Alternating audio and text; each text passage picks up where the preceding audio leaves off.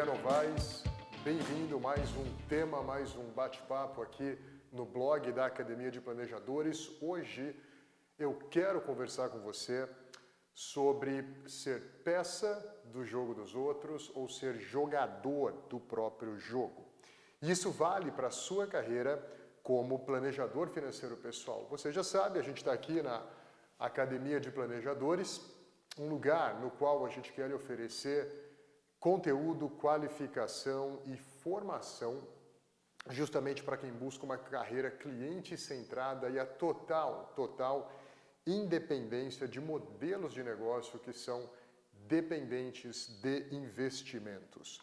Então, o tema de hoje é peça ou jogador. Eu fielmente te recomendo a ler o texto. No texto eu tomei o cuidado de tentar buscar ser bastante claro, sem aquele politicamente correto improdutivo que muitas vezes existe, principalmente numa temática delicada como essa.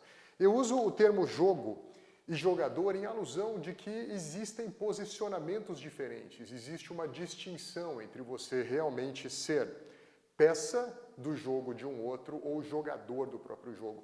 Antes que a gente comece, eu não quero aqui dizer que não existem funções para quem se reconhece e encontra contentamento sendo peça do jogo dos outros.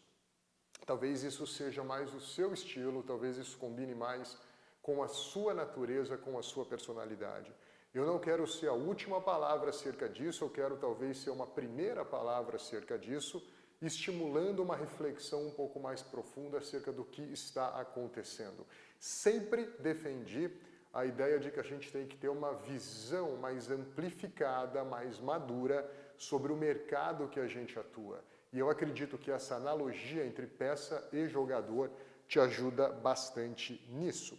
Para você descobrir se você é peça ou jogador do próprio jogo, eu vou te convidar, logo mais, no texto eu exploro bem isso, a pensar sobre a sua formatação e consequente conformação a partir de uma formatação que lhe é imposta, muitas vezes sem que a gente perceba, e também a gente vai conversar em termos talvez filosóficos, mas antes de filosóficos eu acho que maduros e reflexivos acerca da identidade e relevância que se a gente não se atentar a todas essas coisas, podemos cair em prejuízo. Primeiro, como é que você descobre se você é peça do jogo dos outros? Eu acho que você precisa olhar com maturidade, com coragem e confiança para o seu modelo de negócio. Se você está no modelo indireto, agente autônomo de investimento, gerente de banco, corretor de seguros, profissional de investimento que não recebe nada de maneira direta do cliente, você está no modelo indireto. Você está no modelo indireto. E eu não quero dizer que você não tenha espaço nisso. Eu apenas quero que você tenha clareza de onde você está, de onde você está colocando os seus pés, sua vida, sua identidade, sua carreira, suas promessas, seus relacionamentos. Se você também está no modelo híbrido, onde parte é um pouco do modelo indireto, seja este através da comissão de produtos financeiros ou até através da gestão de investimentos, você também tem uma maior probabilidade de estar sendo peça do jogo dos outros. Eu quero defender um pouco isso te mostrando o seguinte, tá? Para você entender, isso daqui para mim é uma das coisas mais importantes. Isso aqui talvez fosse ou é motivo para um texto inteiro, uma reflexão completa nossa. Se a gente olha, por exemplo, a remuneração transacional no passado, ela era grande, né? O percentual pago para aquele profissional intermediador, para o homem e para a mulher do meio, era grande, era um mercado enorme e era lá em cima. Eu acho que hoje a gente pode concordar que ela está menor do que era no passado. E eu acho que a gente não precisa aqui de nenhum exercício, de nenhuma ciência por trás, basta a gente ter a sensibilidade da observação para perceber que no futuro a tendência da remuneração transacional ela é zero. E eu acho que esse futuro não está tão distante assim. né? Vide reduções recentes que têm acontecido nas grandes plataformas de intermediação, vide o que acontece nos Estados Unidos, onde duas das maiores casas de intermediação, por assim dizer, efetivamente levaram a zero o seu custo transacional. Então, se não tem fato gerador, não tem como remunerar aquele profissional transacional, não tem mais como remunerar o tal do modelo indireto. Por sua vez, se a gente observa a remuneração relacional, que é você com o seu cliente, né? Eu não vou me aprofundar muito aqui nas nuances que isso pode ter, nas diversas facetas que isso pode ter, mas você sabe o que é uma remuneração relacional. Inclusive, no link do texto abaixo aqui eu escrevi dois textos, um sobre os modelos de negócio, o link está no texto abaixo, e um outro também acerca de uma talvez reflexão que falta um pouco de sensibilidade, de coragem no mercado para discutir acerca do conflito de interesses, um texto no qual eu digo que o conflito de interesses não é algo pessoal, mas é inerente ao modelo de negócio. Voltando aqui para a remuneração relacional, talvez no passado ela fosse pequena e estivesse lá embaixo, eu acho que ela tem tido esse comportamento e é, sem sombra de dúvida, o que vai ditar o futuro. De novo, a gente poderia se aprofundar nisso, talvez seja um texto mais para frente, fazendo aqui uma intersecção com a tecnologia e com a irrelevância do homem e da mulher do meio para efetivamente a democratização e avanço do mercado financeiro como um todo, né? Então, se a gente olha aqui, esse é o traço da remuneração relacional. Se você estiver amplamente, aqui você tem que olhar para a sua vida, para a sua receita, para a sua narrativa, tua realidade. Se você olha a tua receita, de onde ela vem? Faça essa pergunta, mas de onde ela vem? Eu controlo de onde ela vem? Eu tenho total controle sobre, hey, se depender de mim, daqui a um ano eu posso estar num horizonte completamente diferente, não única e exclusivamente pautado num maior volume de negócios, mas você tem a rédea desse negócio todo. Se não, eu te convido a contemplar a possibilidade de você estar sendo peça do jogo dos outros e não jogador do próprio jogo, ok? E o que tem acontecido? A gente tem sido formatado.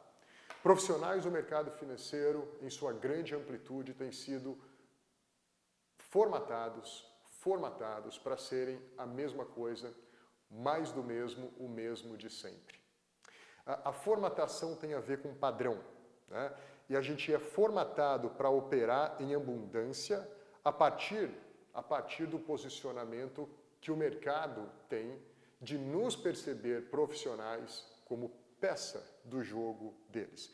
Grandes empresas usam profissionais como peças em seus negócios e jogam o jogo usando nossos sonhos, nossos objetivos, renda, planos, carreira, e usam elementos que graduam a gente como uma peça desse jogo. Se a gente talvez se destacar, a gente pode entrar nesse ou naquele grupo ou clube.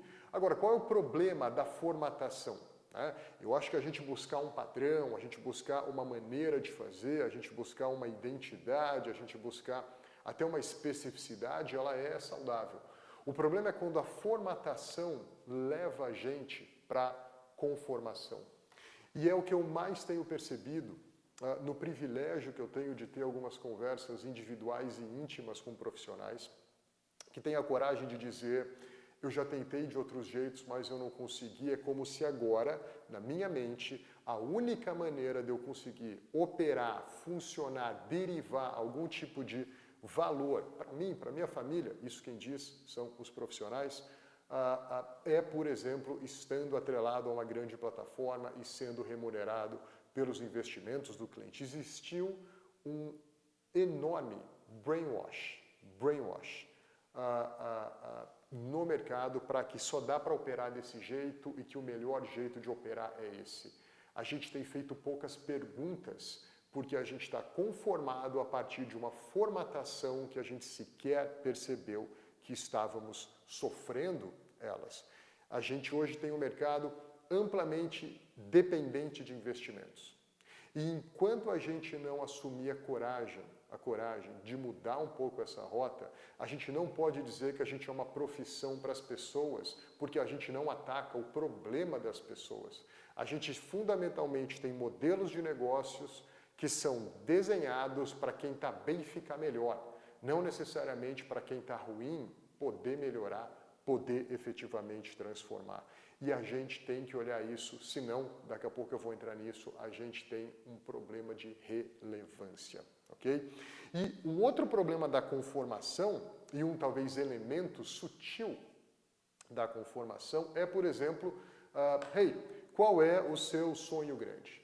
É a grande ideia do sonho grande, né? A gente começa lá embaixo, a gente passa por dificuldades e depois a gente então chega lá longe, isso só depende de você. Repare na sutileza, até muitas vezes na elegância desse discurso, mas você tem que parar ao longo do caminho e começar a refletir, será que isso é um instrumento de uma formatação que vai me levar a uma conformação e aí eu não vou conseguir efetivamente me diferenciar e daí eu não vou conseguir efetivamente ser jogador do meu próprio jogo porque eu sequer percebi que me tornei peça do jogo dos outros. O que eu quero te dizer acerca disso, eu quero que você grave um pouco isso no teu coração, na tua alma, é o seu grande sonho não precisa ser um sonho grande. Narrativas como essa, narrativas do sonho grande, pegam algo que é extremamente individual, particular e transforma isso numa busca desenfreada, numa muitas vezes busca sem limite, que acaba por infartar a sua alma, comprometer seus relacionamentos, corromper a sua identidade, reduzir a sua relevância, ok? O grande problema da gente não entender que o teu grande sonho não precisa ser um sonho grande é que a gente começa a perder justamente a nossa identidade e relevância nisso. A formatação que leva a uma conformação faz com que a gente lentamente, é como se fôssemos sapos dentro de uma panela com água quente. A gente não percebe, porque na verdade fica até um pouco confortável. Você começa a ter resultado, você começa a ganhar um dinheiro, você começa a ir para grandes eventos, você começa a ter convites para estar em lugar em outro, e sem perceber, como sapos em uma panela com água fervente, a gente acaba por perder justamente a nossa identidade e reduzir, talvez de forma irreparável, a nossa relevância. Como é que a gente acaba por perder a nossa identidade? Primeiro, não há mais diferenciação da diferenciação. Eu, reforçando, tendo tido o privilégio de conversar um a um com muitos profissionais, e é interessante como estes profissionais têm a maturidade da vulnerabilidade para se exporem, e eu também a eles, a gente começa a perceber que, eu faço isso porque eu muitas vezes tentei de uma outra forma, mas não consegui, eu faço isso porque a outra forma é difícil, eu faço isso porque, você sabe, né, eu preciso de dinheiro para casa. E não tem problema nenhum quanto a isso, problema nenhum. Eu não estou aqui para te convidar a saltar de uma ponte, eu estou aqui para te convidar a sentar num banco e pensar. Pense acerca de como é que você está, pense sobre como é que está a sua carreira, como é que é esse mercado que você está inserido. Nestas conversas individuais, quando eu pergunto, mas me conta, qual é o teu grande diferencial? Tudo aquilo que quem me diz que é diferencial é o que o outro também me diz que é diferencial. Portanto, se todos dizem que são diferentes a partir das mesmas premissas que os outros dizem que são diferentes, cadê a diferença? Cadê a diferença? E você deve concordar comigo que, infelizmente, o nosso negócio tornou-se uma conversa e um diálogo de quantos clientes você tem, qual é a quantidade de AUM que você administra, ou seja, a gente se tornou um negócio sobre um número, uma história de números, e não sobre o número de histórias que a gente pode criar e construir junto com o nosso cliente. Não há mais diferenciação na diferenciação. E o mercado começa a perceber isso, o que é uma crise, que por consequência traz uma oportunidade. Se você tiver a coragem de ser diferente, de comunicar diferente, mas efetivamente fazer diferente. Ainda, formatação e conformação. De novo, a gente está sendo formatado para pensar de uma maneira. Aqui eu usei um HD para tentar expor essa ideia. E o problema da formatação é quando ela te leva à conformação.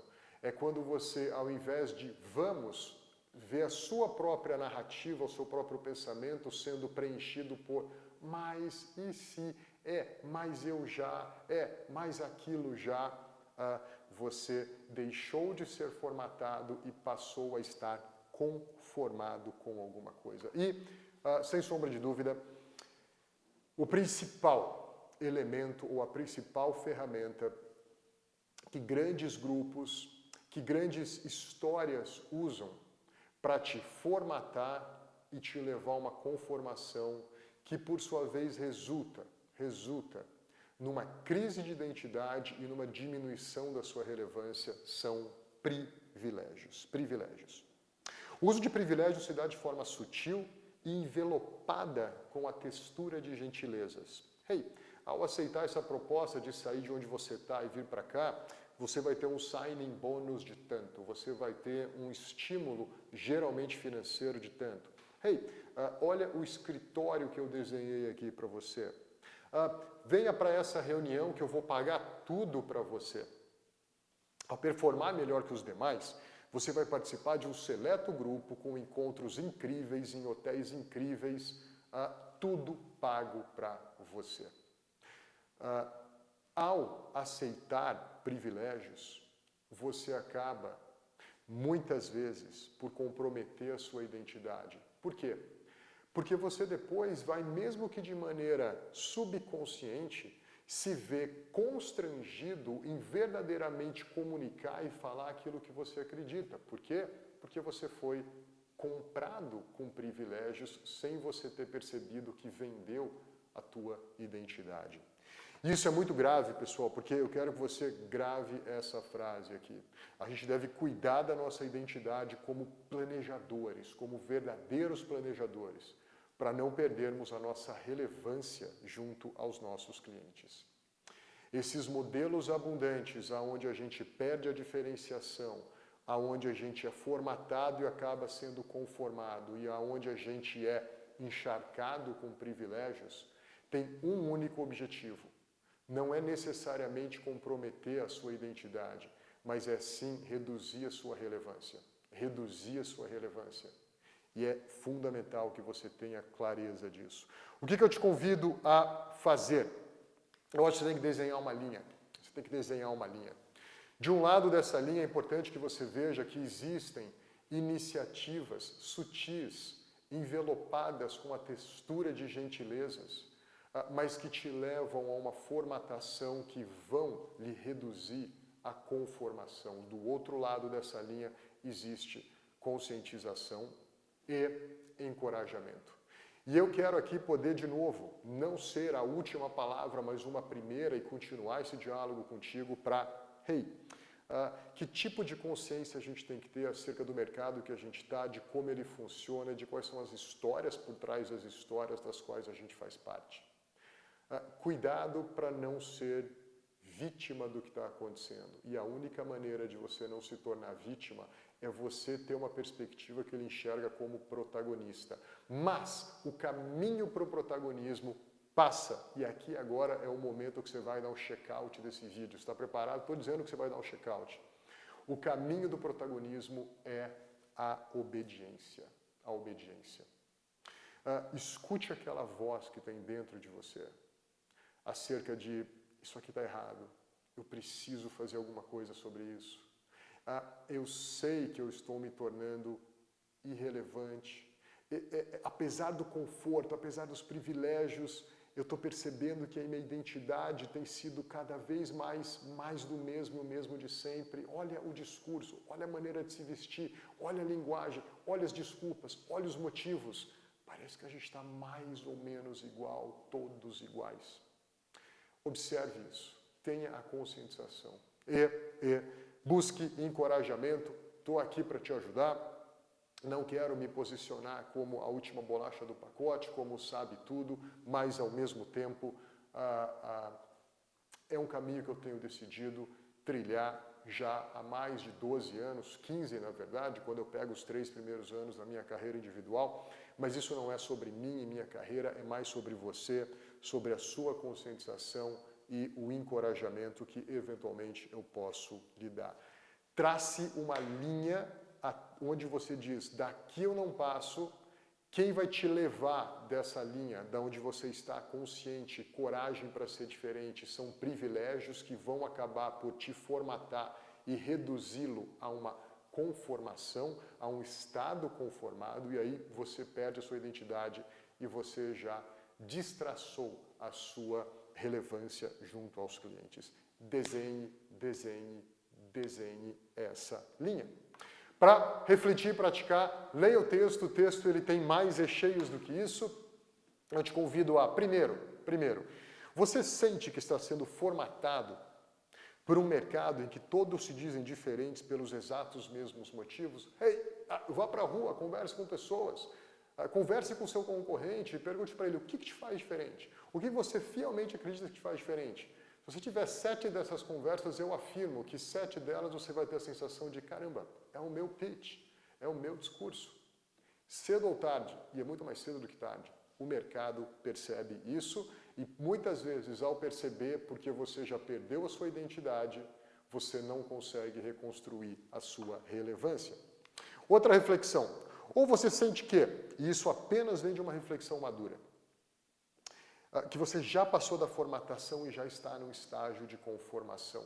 Tipo, eu não sei como sair dessa, eu não sei o que fazer de diferente. O que eu tenho para te dizer sobre isso é, não é fácil, mas é amplamente possível.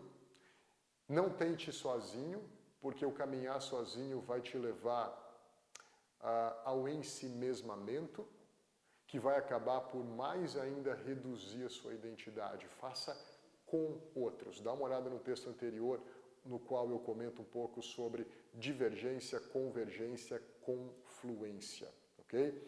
A gente pode te ajudar. Se você acredita que você já passou do estágio de formatação e acabou sendo reduzido ao estado de conformação, entre em contato.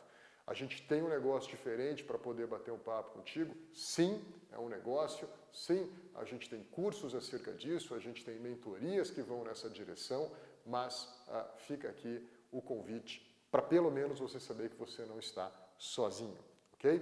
Terceiro, se está no estado de conformação, ou seja, as coisas são assim mesmo, que tal recuperar a sua identidade desafiando alguns privilégios que você tem? Esses privilégios podem ser oferecidos por terceiros ou muitas vezes impostos por você mesmo. Um estilo de vida, um estilo de crença, uma posição, uma imagem que você desenhou que acaba por sufocar o seu eu interior. É fundamental que você observe isso. Desafie os privilégios, aqueles que lhes são ofertados, mas também aqueles que você se impõe. E, última reflexão, a quem você obedece? Ao privilégio ou à obediência, que é o valor fundamental da conscientização e do encorajamento para desformatar-se? Lembra, se houve uma formatação, existe a maneira da gente fazer uma regressão nisso, existe uma maneira da gente resolver tudo isso. Eu te convido a entender o seguinte, no lado da formatação e da conformação, a obediência fantasiou-se de privilégio. Eu digo que a palavra obediência é difícil, que você potencialmente dê um check-out, mas você sempre está obedecendo alguma coisa ou alguém. O problema é quando a obediência se fantasia de uma outra coisa, porque é difícil da gente engolir isso ainda mais na cultura atual. Mas aqui eu quero ter um papo franco e maduro com você. Existe um caminho de obediência que te leva à conscientização, que te leva ao encorajamento para você cocriar a melhor versão que você pode se tornar como profissional, como homem, como mulher, e eu me coloco aqui à sua disposição para poder te ajudar, ok? Eu escrevi esse texto com carinho, espero que esse texto realmente fale com a sua alma. Reforçando, você está aqui na Academia de Planejadores, um lugar no qual a gente quer te dar conteúdo, qualificação e formação para você que busca uma carreira cliente-centrada e, fundamentalmente, a independência total de modelos de negócio que são dependentes de investimentos. Fica aqui, como tenho feito nos últimos vídeos, o meu convite para você conhecer um pouco mais sobre o CEP, o curso de empresariado para o planejador independente. A gente conversa sobre essas coisas e muito mais, mas o mais importante, com bastante profundidade sobre tudo isso. É fundamental que você tenha a consciência de qual mercado a gente faz parte, como é que ele se desenhou, como é que ele se está hoje em dia, quais são os traços que apontam para como esse mercado vai estar no futuro. Okay? Existem opções relevantes para você buscar uma prática como planejador, e você precisa. Existem opções relevantes para você buscar a teoria do planejamento financeiro, e você precisa saber disso também.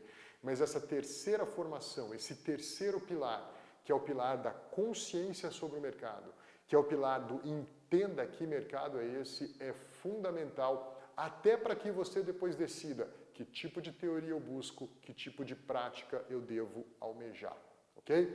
Mais uma vez, te agradeço por me acompanhar, foi uma honra poder dialogar acerca deste conteúdo com você. Obrigado, pessoal, um grande abraço.